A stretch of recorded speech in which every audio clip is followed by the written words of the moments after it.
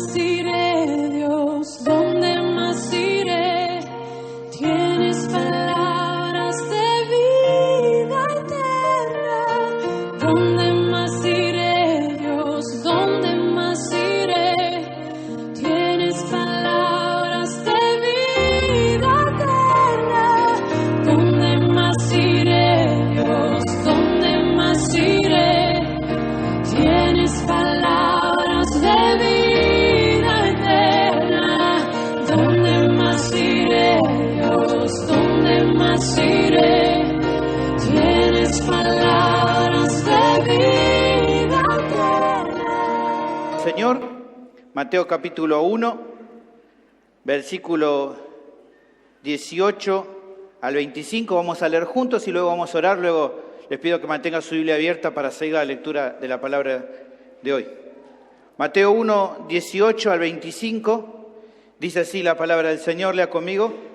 El nacimiento de Jesucristo fue así. Estando desposada María, su madre, con José, antes que se juntasen, se halló que había concebido el Espíritu Santo. José, su marido, como era justo y no quería infamarla, quiso dejarla secretamente. Y pensándole en esto, he aquí un ángel del Señor le apareció en sueños y le dijo: José, hijo de David, no temas recibir a María tu mujer, porque lo que en ella es engendrado del Espíritu Santo es. Y dará a luz un hijo y llamará su nombre Jesús, porque él salvará a su pueblo de sus pecados. Todo esto aconteció para que se cumpliese lo dicho por el Señor por medio del profeta, cuando dijo: he aquí una virgen concebirá y dará a luz un hijo y llamará su nombre Emmanuel, que traducido es Dios con nosotros. Y despertándose José del sueño, hizo como el ángel del Señor le había mandado y recibió a su mujer. Pero no la conoció hasta que dio a luz a su hijo primogénito y le puso por nombre Jesús. Oramos un minuto más. Señor, te damos gracias por esta reunión preciosa que estamos teniendo. Nos estás hablando desde el comienzo, hemos podido cantar y exaltar tu nombre, orar juntos, escuchar el Evangelio, la lectura bíblica. Señor, te ruego ahora tu gracia y tu fortaleza, tu ayuda para poder entender correctamente el texto del día de hoy, los principios universales que vamos a ver, junto con sus implicaciones prácticas, cómo nos vas a mostrar a Cristo por medio de este pasaje, para que entonces al entenderlo podamos creer, Señor, y eso nos lleve a una obediencia a tu palabra, para que de esta manera todas las vidas de aquellos que están aquí en este lugar puedan ser edificadas. Señor, te ruego tu gracia, que me fortalezca para poder predicar con fidelidad este pasaje y tu nombre sea exaltado por sobre todas las cosas. En el nombre de Jesús pido todo esto. Amén. El título del sermón de la Navidad se centra en el nacimiento del Salvador.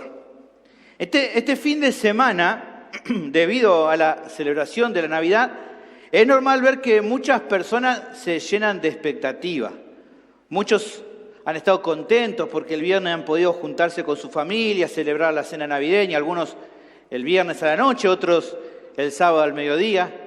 Muchos comen lo que quedó del día anterior con la familia que viene y se juntan, ¿no? Vemos que varias casas adornan con luces de colores, arbolitos, pesebres. Los más chiquitos están esperando a las 12 de la noche para saber si van a recibir un regalito, ¿no? Y los más grandotes también esperan a ver si les toca algo. Y están todos con esa expectativa. Hace algunos años atrás, seguramente los que ya pasan más de 40 para arriba, les ha pasado que incluso después de las 12 se cruzaban a saludar a los vecinos. Los vecinos te recibían y te daban algo para comer y pasabas un rato ahí en la casa de algún vecino. Lo más tremendo es que en la casa no dejaban tomar sidra, se iban al vecino para tomar.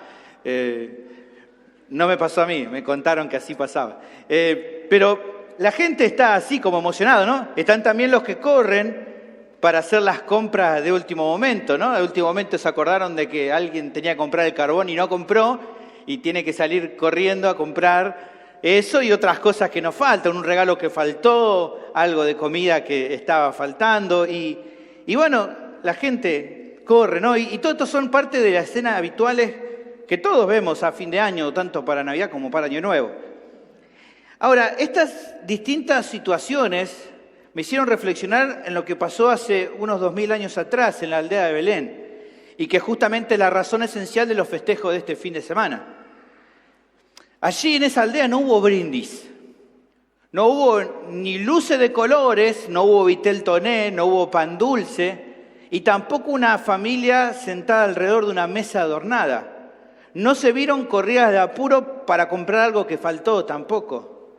Solo había en ese lugar un niño envuelto en pañales, recostado en un pesebre, o sea, en un cajón donde se le daba de comer a los animales, porque para ese niño no había lugar en el albergue donde se hospedaban las personas, como se nos relata en Lucas capítulo 2, versículo 7. Ahora, hablando de ese niño que estaba allí en ese pesebre, nadie podía imaginar que aquel recién nacido iba a ser el Salvador del mundo. Tampoco que él mismo era Jehová Dios tomando forma de hombre. Pero así era. Eso es lo que pasó. Un momento único en la historia. Un niño que vino al mundo con un propósito específico. Ahora, estando en una fecha especial para el mundo, creo que es bueno hablar acerca del nacimiento de Jesús. Creo que está bueno lo que estuvimos haciendo la semana pasada y este domingo, de hablar acerca de Jesús, de su nacimiento.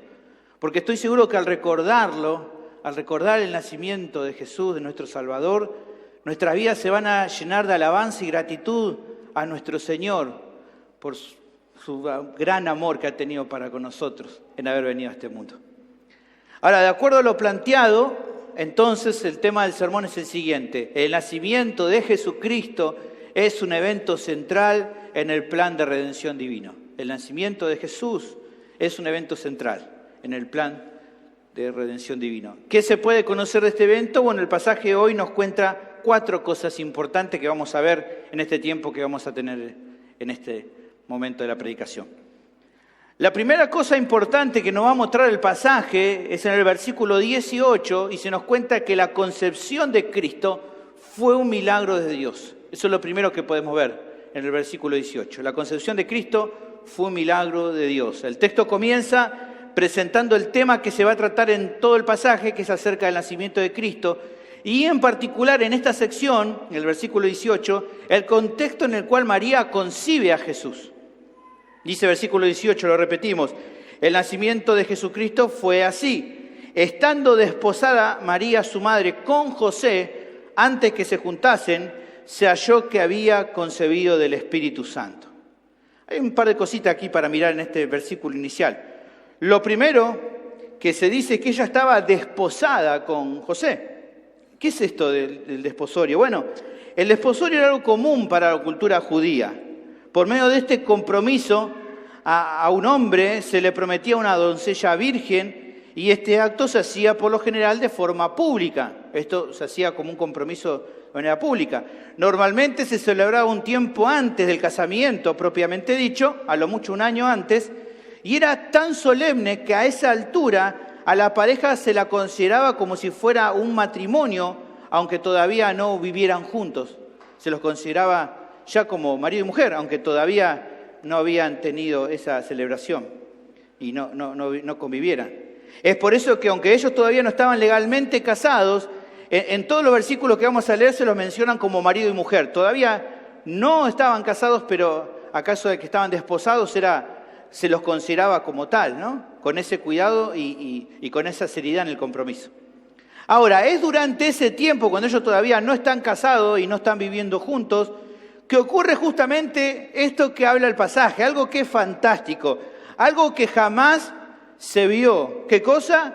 De manera milagrosa, antes de que María y José se juntaran y tuvieran intimidad sexual en su matrimonio, María, todavía siendo virgen, queda embarazada.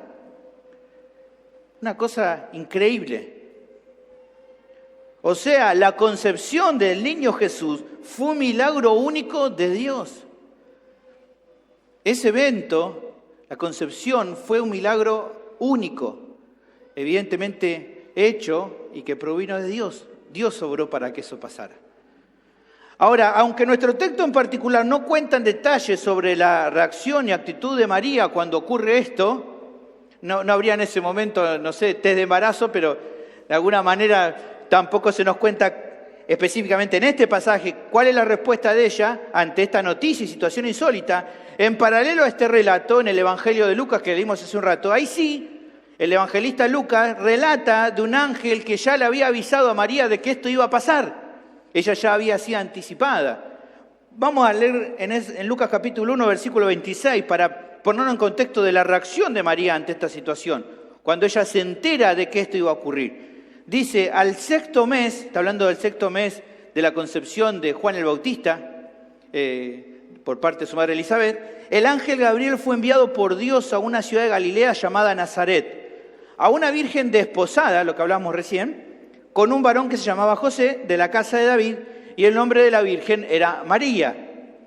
Fíjense que hay mucho énfasis en hablar de virgen para que se entienda que lo que va a ocurrir es un milagro, que ella conciba siendo virgen. Y dice, y entrando el ángel donde ella estaba, dijo, salve, muy favorecida, el Señor es contigo, bendita tú entre las mujeres. Mas ella, María, cuando vio al ángel, se turbó por sus palabras y pensaba, ¿qué salutación sería esta? Entonces el ángel le dijo, María, no temas, porque has hallado gracia delante de Dios. Y ahora concebirás en tu vientre y darás a luz un hijo, y llamarás su nombre Jesús. Este será grande y será llamado Hijo del Altísimo, y el Señor Dios le dará el trono de David su padre, y reinará sobre la casa de Jacob para siempre, y su reino no tendrá fin. Entonces María dijo al ángel, ¿cómo será esto posible? Pues no conozco varón. Respondió el ángel y le dijo, el Espíritu Santo vendrá sobre ti, y el poder del Altísimo te cubrirá con su sombra, por lo cual también el santo ser que nacerá será llamado Hijo de Dios. Y he aquí tu parienta Elizabeth, ella también ha concebido hijo en su vejez, y este es el sexto mes para ella, la que llamaban estéril. ¿Por qué? Porque nada hay imposible para Dios. Entonces María dijo, he aquí la sierva del Señor, hágase conmigo conforme a tu palabra. Y el ángel se fue de su presencia. Acá vemos parte entonces de cómo pasó, cómo ella recibió la noticia de lo que iba a acontecer con su cuerpo, con su vida. Ahora, además de esto, hay otras cuestiones de este texto que creo que son dignas de mencionar. Por un lado, la elección de María. ¿Por qué Dios escoge a María y no a otra mujer? Sin lugar a dudas, podemos ver en María una joven simple, sin ningún atributo especial, fuera de que era una mujer temerosa del Señor. Mostró humildad en aceptar la voluntad de Dios y mostró fe en creer que lo que el Señor dijo que iba a hacer se cumpliría en ella, como leímos recién en el versículo 38. Pero así todo, aunque es un ejemplo a imitar para cada creyente la actitud de María, humildad y fe que ella tenía, no hay ninguna causa por la que ella podía jactarse de su elección. No es que fue por algo en especial, ya que no se debía a algo que ella hubiese hecho, sino, como nos dice el versículo 30, fue la gracia de Dios que la escogió. Básicamente se trata de la gracia de Dios escogiendo a una mujer de acuerdo a sus propósitos y designios divinos.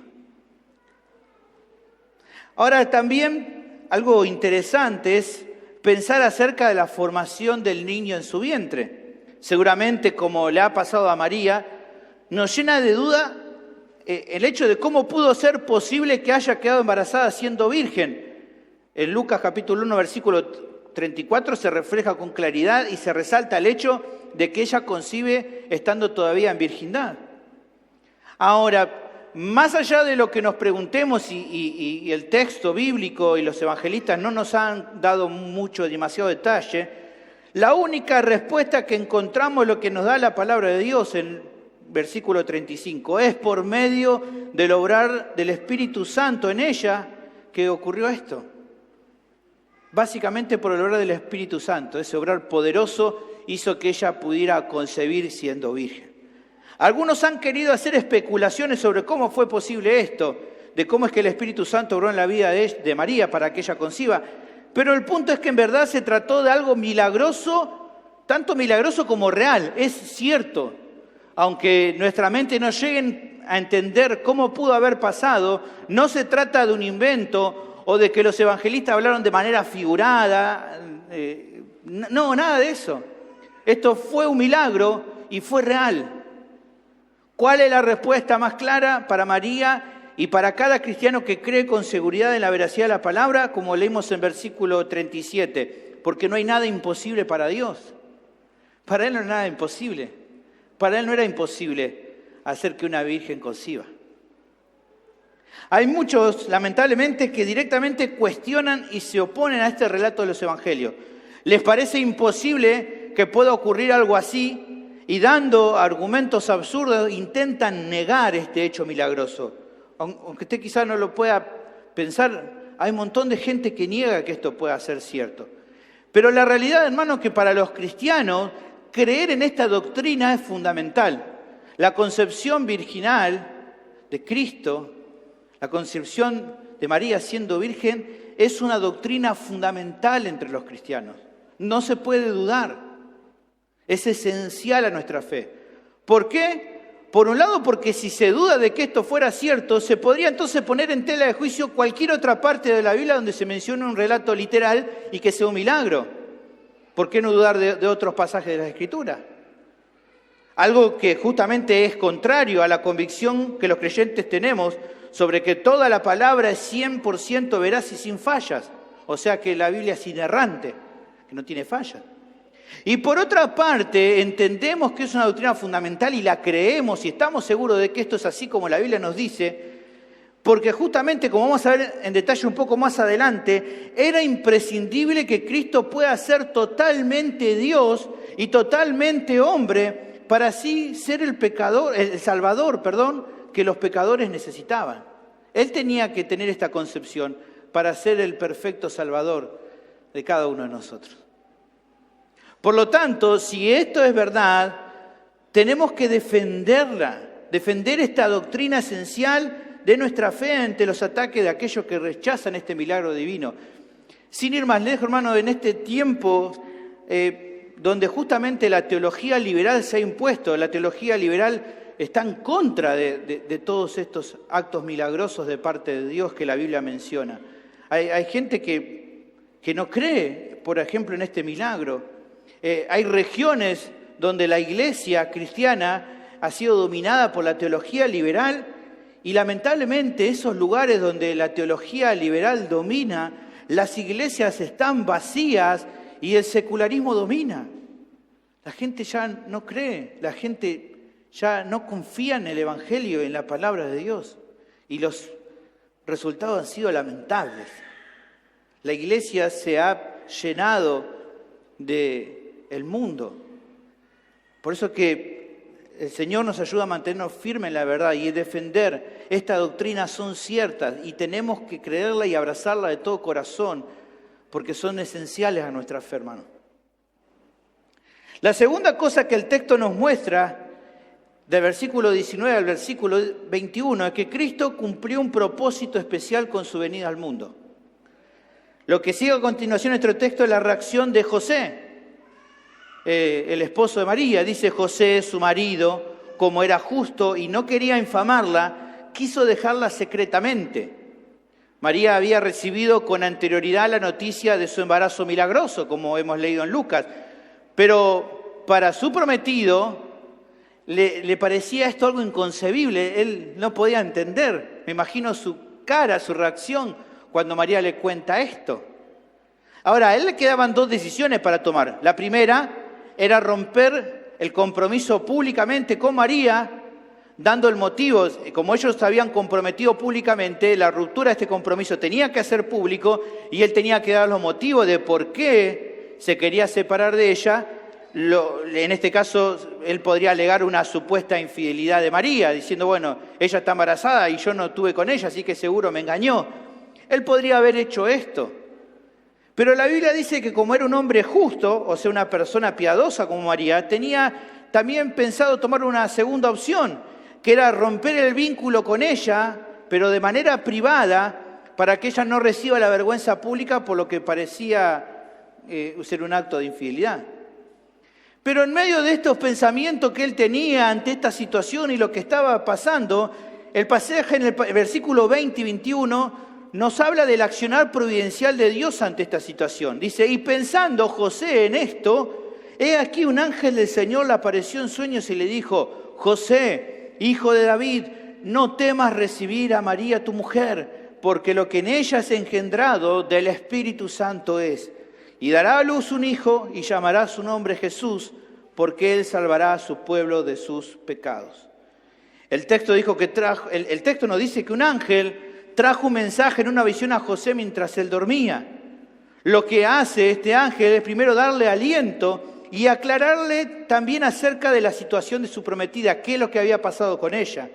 Le anima el ángel a que no rompa su compromiso con María y que no tuviera temor, ya que verdaderamente ella no le había sido infiel, sino que el embarazo era una obra poderosa y milagrosa del Espíritu Santo.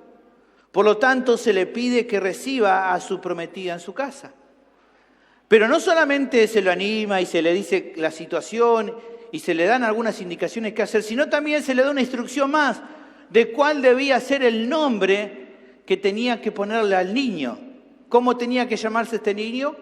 Jesús. Es interesante porque este nombre deriva del hebreo. En el Antiguo Testamento generalmente lo encontramos como Josué. Y significa este nombre Jehová es salvación, o su versión más abreviada, Él salva. Significaba eso. Ahora, ¿por qué ponerle Jesús? ¿Por qué ponerle este nombre? Bueno, el texto nos dice por qué. Dice porque Jesús salvará a su pueblo de sus pecados. Se ve entonces aquí, por medio de esta pequeña porción, que había un propósito especial de la venida del Hijo de Dios en la tierra. Había un propósito especial. Por eso era necesario que su concepción sea especial, porque su propósito era especial. Porque tenía que ser completamente Dios para que pudiera tener una vida sin pecado y no heredar la transgresión de Adán, y para demostrar que la salvación es por completo una obra del Señor. Pero a su vez se necesitaba que sea completamente hombre para que pudiera cargar sobre él los pecados de su pueblo como representante de todos los que iban a creer. Como dice Romanos capítulo 5, versículo 15. Dice el apóstol Pablo en Romanos 5, 15, pero el don no fue como la transgresión, porque si por la transgresión de aquel uno, está hablando de Adán, murieron los muchos, abundaron mucho más para los muchos la gracia y el don de Dios por la gracia de ¿quién dice? De un hombre, del Dios que se hizo hombre, Jesucristo. La realidad es que Dios se encarnó, convivió con la humanidad pecadora, fue despreciado y vituperado, sufrió tentaciones semejantes a las nuestras, pero Él, a diferencia de nosotros, nunca pecó. Y al final de su ministerio terrenal recibiría la muerte que todos nosotros merecíamos. Como nos dice Isaías capítulo 53, versículo 6. Todos nosotros nos descarriamos como ovejas, cada cual se apartó por su camino, mas Jehová cargó en él el pecado de todos nosotros. De esta manera, hermanos, el Rey soberano se humilló, despojándose de su gloria, de la honra merecida por quien es Él, y tomó forma de hombre. Y estando en la condición de siervo, fue obediente y sumiso hasta la muerte. Cuando hablamos de que se despojó, no estamos queriendo decir, como muchos dicen equivocadamente, que se despojó de alguno de sus atributos, ya que de ser así tenía que dejar de ser Dios, y eso es imposible. Sino que lo que nos está diciendo cuando se despojó es como un rey humilde que decide bajar de su trono real, de su palacio, para convivir entre sus súbditos. Como nos muestra Filipenses capítulo 2, versículo 5 en adelante. Haya pues en vosotros este sentir que hubo también en Cristo Jesús, el cual siendo en forma de Dios, no estimó el ser igual a Dios como cosa que aferrarse, sino que se despojó a sí mismo, tomando forma de siervo, hecho semejante a los hombres, y estando en la condición de hombre, se humilló a sí mismo, haciéndose obediente hasta la muerte y muerte de cruz. Como decía la semana pasada, La muestra de humildad del Hijo de Dios no fue básicamente o simplemente haber venido a nacer en un establo como el que nació. Incluso si Él hubiera nacido en el mejor de los palacios, su expresión de humillación fue haberse encarnado en ese niño que nació en Belén, hermano. El haber venido a este mundo y ser como uno de nosotros. Ese fue su mayor acto de humillación. Ahora, hermano, todo esto nos hace reflexionar en la obra de Cristo. Él vino a la tierra para morir por vos y por mí, para morir por nuestros pecados. El pesebre que muchos recuerdan en esta fecha no es un fin en sí mismo, sino como un medio para un propósito más glorioso que es la cruz. Los creyentes en Navidad no deben olvidar que el milagro del nacimiento de Cristo apunta a su crucifixión. ¿Por qué no deben olvidarlo? Para que eso te anime a adorar al Señor, no solo en esta fecha especial, sino cada día de tu vida. Y para que se genere en tu corazón un deseo de honrarlo y de seguirlo para siempre. Mi pregunta es, ¿lo estás adorando como Él se merece? ¿O tu adoración solo se mantiene en esta fecha? ¿Estás honrando y viviendo para aquel que puso su vida en pago por la tuya? ¿Cómo estás viviendo tu vida? La siguiente cosa que nos encontramos en el versículo 22 y 23 es que con el nacimiento de Jesús se cumplieron las palabras de los profetas. El pasaje prosigue con un recordatorio. Todo esto aconteció para que se cumpliese lo dicho por el Señor por medio del profeta, cuando dijo: He aquí una virgen concebirá y dará a luz un hijo y llamarás su nombre Emmanuel, que traducido es Dios con nosotros. Se recuerda que con la concepción y el nacimiento milagroso de Jesús se cumplió la profecía dada por el profeta Isaías, en Isaías 7:14. Está citando de ahí el autor del Evangelio, Mateo. Dice en Isaías 7:14, por tanto el Señor mismo dará señal. He aquí que la virgen concebirá y dará a luz un hijo y llamará su nombre Emmanuel. De acuerdo a ese pasaje, una virgen iba a concebir y daría a luz un hijo. Y ese hijo se llamaría Emmanuel, que como dice nuestro texto significa Dios con nosotros. Esto da a entender que este niño que nació en Belén hace 2000 años atrás no fue un ángel poderoso o la primera criatura que Dios hizo, como dicen algunas religiones, sino que era Dios mismo encarnado que vino al mundo para salvarnos. Como leímos en Juan capítulo 1, versículo 1, en el principio era el Verbo y el Verbo era con Dios y el Verbo era Dios. Y luego Juan dice en el versículo 14, y aquel Verbo fue hecho carne y habitó entre nosotros y vimos su gloria, gloria como del unigénito del Padre, lleno de gracia y verdad. Ahora, para las personas del Antiguo Testamento, esta no era una revelación que ellos pudieran comprender con absoluta claridad, ya que solo tuvieron algunos datos de esta verdad maravillosa. Pero ya en este pasaje y en muchos más del Nuevo Testamento se nos trae mayor luz acerca de esta verdad. ¿Cuál es este concepto, esta verdad? Que en Cristo se cumplen las profecías y las promesas del Antiguo Testamento más importantes en cuanto a la venida del Mesías y a la salvación que por medio de él Dios iba a realizar.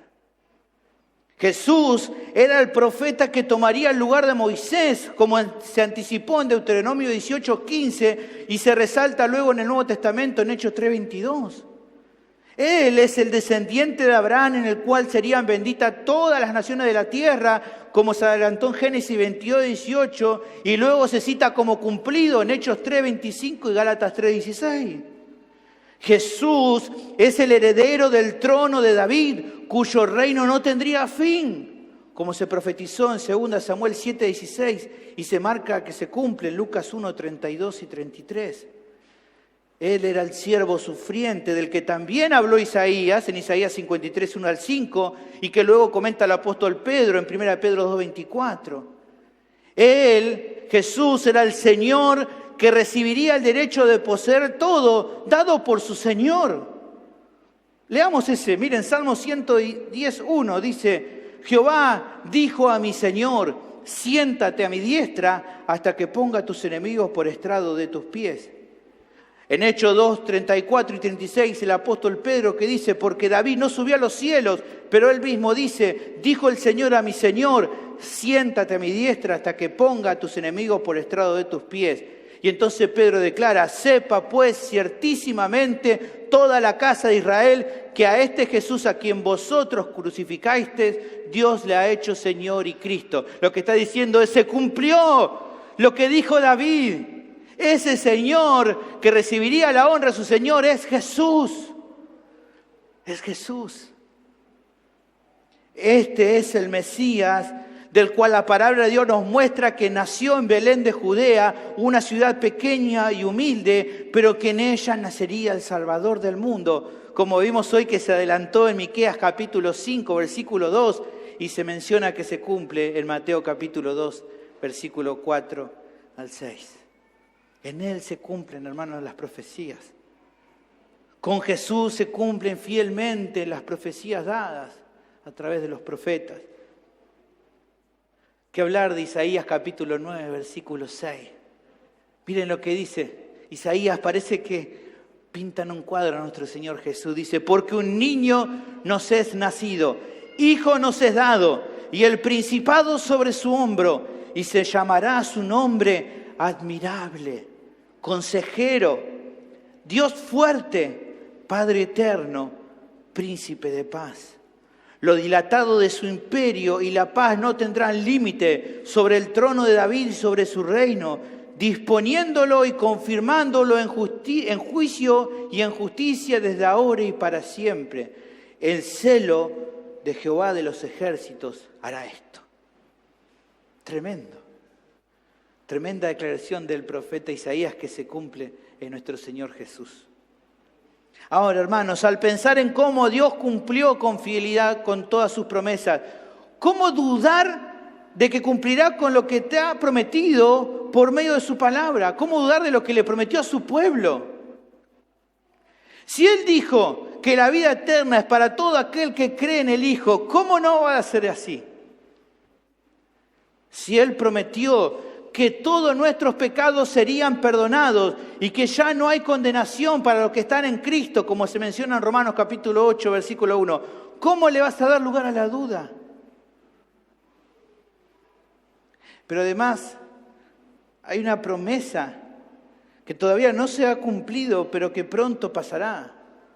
Si en su palabra se nos promete que volverá, pero ya no como un siervo sufriente, sino como el Rey poderoso que tomará posesión de todo lo que ha ganado a precio de su sangre para retribuir a cada uno según sus obras y para glorificar a los suyos, como se nos cuenta en Hechos 1, 10 y 11 y Romanos 8, 18.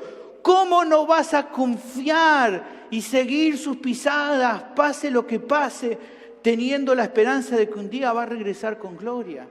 Si todo lo que se ha dicho en cuanto a Él se ha cumplido, ¿cuál es la duda de saber que un día Cristo va a regresar?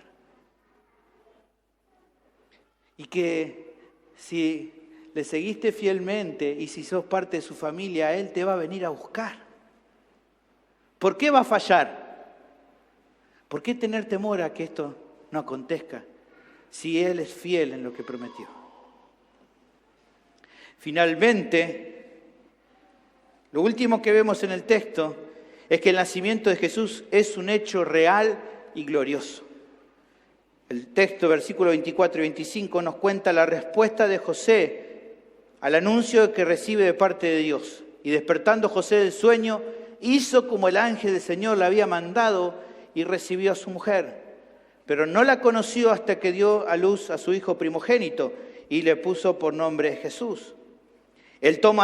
José toma la decisión de recibir en su casa a María, o sea, se casan para protegerla a ella y al niño en su vientre. Pero como nos dice aquí el texto, no tiene intimidad marital hasta después del nacimiento de Jesús, lo que nos muestra que luego de eso María dejó de ser virgen. Ella ya no es la virgen como dice el catolicismo romano.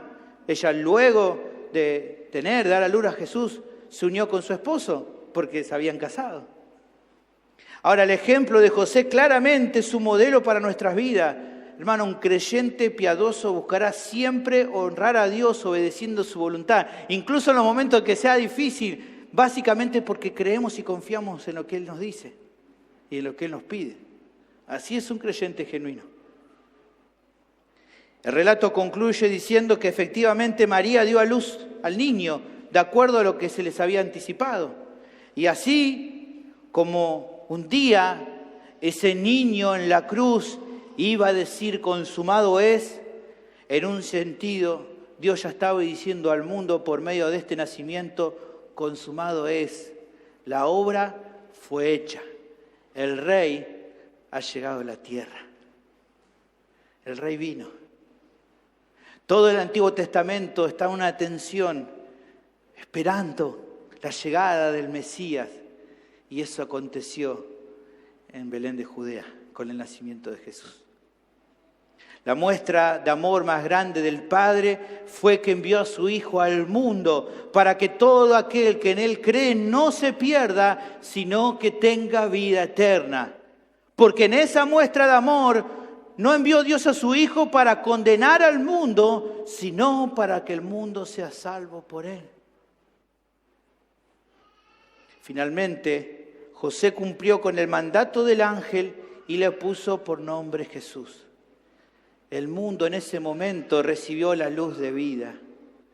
La estrella resplandeció y el tiempo de su visitación se hizo efectivo. Cristo Jesús nació y los ángeles expresaron una alabanza para Dios. Miremos cómo se expresa en Lucas capítulo 2, versículos 13 y 14, en Biblia de las Américas, me gusta cómo lo traduce, dice: y de repente apareció con el ángel una multitud de los ejércitos celestiales, alabando a Dios y diciendo: gloria a Dios en las alturas y en la tierra paz entre los hombres en quienes Él se complace. Hermanos queridos, el nacimiento de Jesús y sus características especiales no son un mito o una leyenda. No es un cuento de hadas o una historia imaginaria como muchos que se cuentan en este tiempo de otras cosas que ustedes saben y que algunas no quiero decir porque algunos niños todavía la siguen creyendo, pero que sabemos lo grande que es mentira. Lo de Jesús fue real, no es un mito, no es una leyenda. Los evangelistas, inspirados por el Espíritu Santo, se encargaron de revelarnos que el nacimiento de Cristo fue un hecho completamente real y completamente glorioso. Sin lugar a dudas, fue un antes y después en la historia. Hoy el mundo intenta buscar motivos para celebrar la Navidad, pero no entiende que sin Jesús no hay razón para festejar. Sin Jesús no hay esperanza porque no hay perdón de pecados. Sin Jesús no hay alegría y gozo real porque la ira de Dios está sobre el pecador todos los días. Es solo por su sacrificio que pudimos ser reconciliados con el Padre. Por lo tanto, si se quita a Jesús del medio, ya no hay Navidad posible. Por eso es necesario que reflexiones acerca de esto a la hora de celebrar. Te animo a que no dejes que los afanes y los preparativos de esta fecha, la comida, los regalos y todo eso, te hagan olvidar de lo más importante en lo que pensar. En ese humilde pesebre nació el Salvador del mundo. Que esta verdad te lleve a alabarle durante estos días de festejo y también en todo el año.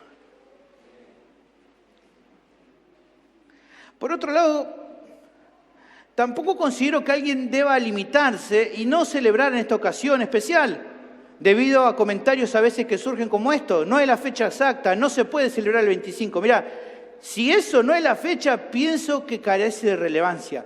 Lo importante es poder recordarlo y anunciarlo cada vez que tengas oportunidad de hacerlo. ¿Y qué mejor que aprovechar esta ocasión para hablarle a otros acerca de Cristo? Hay personas que se restringen a festejar en estos días debido a que aducen que el festejo tiene un origen pagano en el cual se adoraba a los ídolos. Ahora, en cuanto a esta idea o argumento, me resulta interesante el comentario del pastor MacArthur en cuanto a esto. Mirá, es una cita que tomé de un comentario de él. Dice: la iglesia del Señor Jesucristo, la iglesia verdadera de nuestro Señor Jesucristo, así también como la iglesia en general, siempre ha celebrado su nacimiento. Todos entendemos que Él no nació el 25 de diciembre. Todos entendemos que esa fecha en realidad está relacionada con fiestas paganas. Todos entendemos que los árboles de Navidad, los regalos, Papá Noel y tantas otras cosas no son bíblicas. Pero en mi opinión, debemos aprovechar cualquier oportunidad que tengamos para exaltar a nuestro Señor Jesucristo. Haríamos bien si celebráramos su nacimiento todos los días. Haríamos bien si proclamáramos su nacimiento virginal como Dios encarnado todos los días. Pero si el mundo nos quiere dar un día y una época en la cual la humanidad entera se enfoca en la venida del Señor Jesucristo, es importante aprovechar esa oportunidad. Como recién te decía, no desaproveches esta oportunidad para generar empatía con los que te rodean y poder anunciarles el Evangelio de Cristo. Que tu actitud de defensor de la verdad no te haga que las personas se alejen de vos y pierdas la oportunidad de anunciarles acerca de Jesús. Así todo, hermanos, si alguien no desea hacerlo y con sinceridad decide que lo mejor es no celebrar en estos días la Navidad, es parte de su libertad cristiana el definir eso, y nadie debería juzgar mal a esas personas, así como tampoco esas personas deberían hacerlo con los que sí van a celebrar. Es importante en cuanto a estos asuntos que sigamos el principio que Pablo le da a los creyentes en Roma, que dentro de poco vamos a ver en Romanos 14. En Romanos 14, capítulo 14, versículos 5 y 6 dice: uno hace diferencia entre día y día, otro juzga iguales todos los días, cada uno está plenamente convencido en su propia mente. Bueno, el que hace caso del día lo hace para el Señor, y el que no hace caso del día para el Señor no lo hace. El que come, para el Señor come, porque da gracias a Dios, y el que no come, para el Señor no come y da gracias a Dios. En definitiva, teniendo opiniones diversas respecto a esta práctica que no es esencial a nuestra fe, lo mejor que podemos hacer es estar de acuerdo con la dirección que el mismo apóstol da unos versículos más adelante en Romanos capítulo 14, versículo 19. Así que sigamos lo que contribuye a la paz y a la mutua edificación. Eso es lo que puedo pensar por un lado. Por último, finalmente, pienso que también todo esto que hoy hemos visto es un llamado especial para los que todavía cargan con el peso de sus pecados, con aquellos que están todavía sin Cristo. Déjame decirte que no hay ninguna fiesta o celebración que pueda darte gozo duradero, porque tu problema es que a causa de tu pecado y de la condenación por tu pecado, ese bebé que nació en Belén un día te va a juzgar a vos y a toda la humanidad. Y para aquellos que rechazaron a Dios o que solo le siguen de forma superficial, les espera un castigo eterno en el infierno. No es chiste esto. Así como no es un mito, una leyenda que Jesús nació de una virgen, no es un mito, una leyenda o un cuento de terror para asustar a los niños, que un día Cristo volverá y juzgará a todo el mundo. Y que si no está en tu vida, Él te va a condenar eternamente en el infierno. Eso no es mentira, no es un mito. Y no estoy queriendo meterte miedo, te estoy contando una verdad. Pero también quiero que sepas que tu única esperanza es que confíes de todo corazón en que el niño de Belén, que es Cristo Jesús, pagó por todos tus pecados en la cruz. Y también quiero decirte que necesitas arrepentirte con sinceridad de tus pecados. La buena noticia del Evangelio es que si hoy mismo lo haces, si hoy mismo dejás y abandonás tu pecado y corres a Jesús por medio de los brazos de la fe, hoy mismo vas a recibir el perdón de tus pecados y la vida eterna. Porque lo que vos necesitas es el perdón de tus pecados. Y porque solo cuando recibas el perdón de tus pecados, vas a saber lo que es realmente celebrar y gozar por la obra redentora de Cristo. Vení hoy, por favor, al Salvador. No esperes más. Oremos, hermanos. Bendito Señor, te damos gracias por tu palabra, que nos anima, que habla en nuestra vida, nos llena de gozo pensar en tu venida al mundo. Este milagro tremendo y fabuloso, único, milagroso que fue que el Verbo se hizo carne. Señor, que podamos creer en esta verdad de todo corazón, abrazar la verdad del Evangelio de Cristo, para que nuestros corazones hoy se llenen de gozo y de adoración al Señor, y para que si alguien hay aquí todavía no te conoce, hoy pueda encontrarse contigo y recibir el perdón de sus pecados. Que vos puedas obrar en cada corazón. Bendice este tiempo final de alabanzas, que tu nombre pueda ser exaltado en medio de nosotros. En Cristo Jesús te lo pido. Amén.